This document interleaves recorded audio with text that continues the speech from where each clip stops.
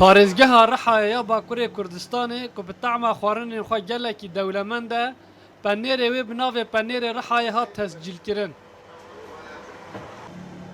Li Rihayê berê xwarinên wek kebaba balcanê, kebaba cigerê, kebaba pîvazê, nanê deqdeqî, şîraniya şillikî, ecîn û lehmecûnê jî ji aliyê saziya patentê ve hatibûn tescîlkirin.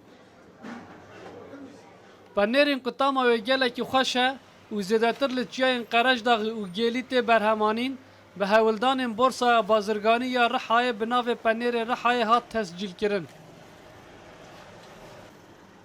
Berhemhêner û bazirganên Penêr li hember biryara tescîlkirina Penêrê Rihayê kêfxweşiya xwe tînin ziman. Tescîla panîrê me hem ji aliyê darayî û hem ji aliyê manevî ve dê bandûrekî erênî bike. Em şanaziyê pê dikin û navdarbûna panîrê me bûme serbilindiye. Em ji Rihayê bû 81 bajaran panîr hinarde dikin. Panîrê herî baş em çê dikin. Riha di çêkirina şîraniyên ku bi penêr tên çêkirin wek künefe û helawê jî bajarekî serekî ye. Penêrê Rihayê ji bilî taştê ku bi bîberên Rihayê re tê xwarin, di çêkirina künefe û şîraniya helawê de jî tê bikaranîn.